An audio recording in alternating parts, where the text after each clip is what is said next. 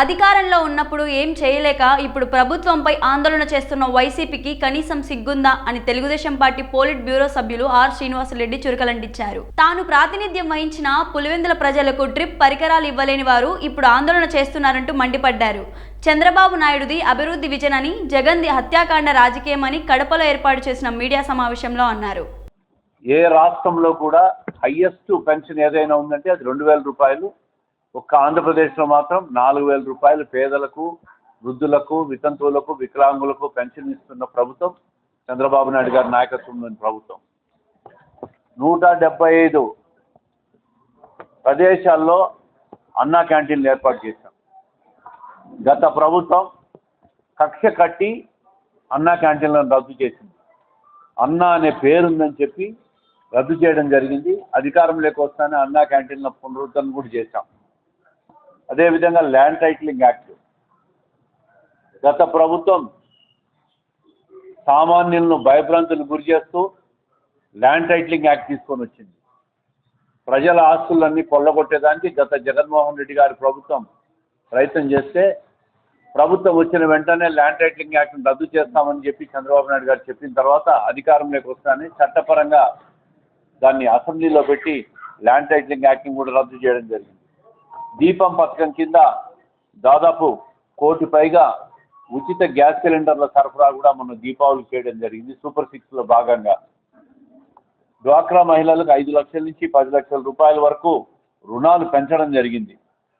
ఉచిత ఇసుక గత ప్రభుత్వం ఉచిత ఇసుక పేరుతో లూటీ చేసి మాఫియాని చేస్తే ఈ ప్రభుత్వం వచ్చిన తర్వాత ఇసుకను ఉచితం చేస్తూ ట్రాక్టర్లను ఎవరైనా సరే ఉచితంగా తీసుకుపోవచ్చు అని చెప్పి ఈరోజు 5000, 6000 ఉన్న ట్రాక్టర్ 25,000 ఉన్న టిప్పర్ ధరలు కూడా ఈరోజు సామాన్యులకు ట్రాక్టర్ 2000కి దొరికే పరిస్థితి వచ్చిందంటే సామాన్యులకు ఇసుక అందుబాటులో ఉంచాలా, ఇసుక మీద వ్యాపారులు దళారులు ఉండకూడదు, స్మగ్లింగ్ చేయకూడదు అని ఆలోచన చేసి తెలుగుదేశం ప్రభుత్వం చంద్రబాబు నాయుడు గారు ఉచిత ఇసుకను అనౌన్స్ చేయడం జరిగింది.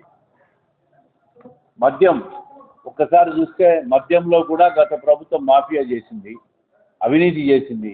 ఈరోజు తక్కువ ధరకు నాణ్యమైన మద్యం ఎక్కడా కూడా ప్రజలకు ఎవరికి ఇబ్బంది లేకుండా మద్యాన్ని సరఫరా చేస్తూ ఉంది రాష్ట్ర ప్రభుత్వం. రోడ్ల మరమ్మతులు సంక్రాంతి కల్లా గుంతలు లేని రోడ్లను పూర్తి చేస్తాం. ఎక్కడా కూడా రాష్ట్రంలో గత 5 సంవత్సరాల్లో ఎక్కడా కూడా రోడ్లు పాడైపోయిన రోడ్లు ఒక్కటి కూడా పూర్తి చేసిన ప్రభుత్వం కాదు గత ప్రభుత్వం. ఈ ప్రభుత్వం అధికారంలోకి వస్తానే గుంతలు లేని రోడ్లన్నీ తయారు చేయాలనే ఆలోచనతో దాదాపు 850 కోట్లతో రాష్ట్ర వ్యాప్తంగా కూడా గుంతలన్నీ పూడ్చడం జరుగుతూ ఉంది.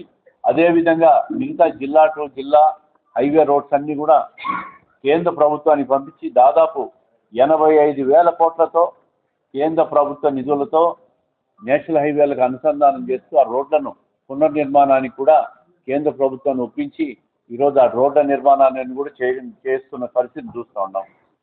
గాంజా, డ్రగ్స్ దీనిపైన ఉక్కుపాత్ర మోస్తూ ఈగల్ టీంను ఏర్పాటు చేసింది ప్రభుత్వం. గత ప్రభుత్వం గాంజా, డ్రగ్స్ వీటన్నిటితో యువతంతా కూడా బానిసలైపోయి సర్వనాశనం అయిపోతూ ఉంటే దాని మీద ఈ 6 నెలలుగా ప్రభుత్వం ముక్కుపాదం మోపడం, కఠిన చర్యలు తీసుకోవడం, స్పెషల్ టాస్క్ ఫోర్స్ని ఏర్పాటు చేయడం, ఈగల్ అనే టీంని ఏర్పాటు చేసి ఎక్కడ గాంజా, డ్రగ్స్ దొరికినా కూడా పూర్తి స్థాయిలో దాడులు చేయడం జరుగుతోంది, అరికట్టేదానికి ప్రయత్నం చేయడం జరుగుతోంది. పూర్తి స్థాయిలో గాంజాను తుక్కివేయడం కూడా జరుగుతూ ఉంది. ఈ 6 నెలల్లో అనేక జాతీయ అంతర్జాతీయ పరిశ్రమలు, ఐటీ సంస్థలు దాదాపు 4,60,000 కోట్లతో 50కి పైగా సంస్థలన్నీ కూడా రాష్ట్రానికి పెట్టుబడులు సిద్ధంగా ఉన్నాయి, వచ్చేదానికి సిద్ధమవుతున్నాయి.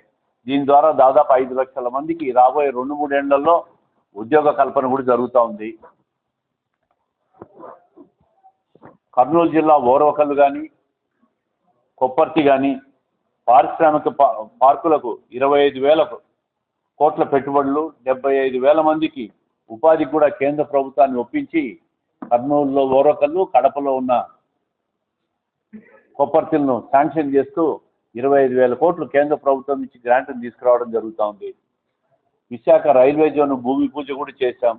ఉత్తరాంధ్ర 4 జిల్లాలు, 3 జిల్లాలు, రాయలసీమలో 4 జిల్లాలు, అదేవిధంగా ప్రకాశాన్ని కలుపుతూ వెనకబడిన జిల్లాలకు మళ్ళీ బుందేల్ఖండ్ తరహా ప్యాకేజీలో రాష్ట్రానికి కేంద్ర ప్రభుత్వం నుంచి ఈ 8 జిల్లాలు ఉమ్మడి పాత జిల్లాలకు నిధులు తీసుకొని రావడం, అభివృద్ధి కార్యక్రమాలకు వినియోగించుకునే పనిని కూడా ప్రారంభించాం.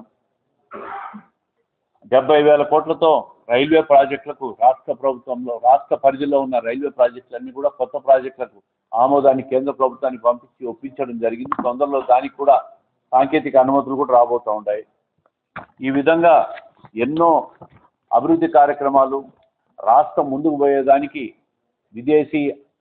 దేశీయ పెట్టుబడులు కేంద్ర ప్రభుత్వాన్ని ఒప్పించి అమరావతి నిర్మాణానికి 30,000 కోట్లతో కేంద్ర ప్రభుత్వ నిధులు, పోలవరం ప్రాజెక్టుకు పూర్తి స్థాయి కేంద్ర ప్రభుత్వం నేషనల్ ప్రాజెక్టు కింద ఏదైతే అనౌన్స్ చేసిందో పునరావాసానికి కూడా కేంద్ర ప్రభుత్వం భరించే విధంగా రాష్ట్రం ఇబ్బందుల్లో ఉన్నప్పుడు కేంద్రాన్ని ఒప్పించి పోలవరం ప్రాజెక్టు, రాజధాని నిర్మాణానికి కూడా నిధులు తీసుకొచ్చేదానికి అన్ని రకాల ప్రయత్నాలు చేసి శాంక్షన్ కూడా చేసి రాష్ట్రాన్ని అన్ని రకాలుగా ముందుకు తీసుకుపోయేదానికి రాష్ట్ర ప్రభుత్వం కట్టుబడి ఉంది.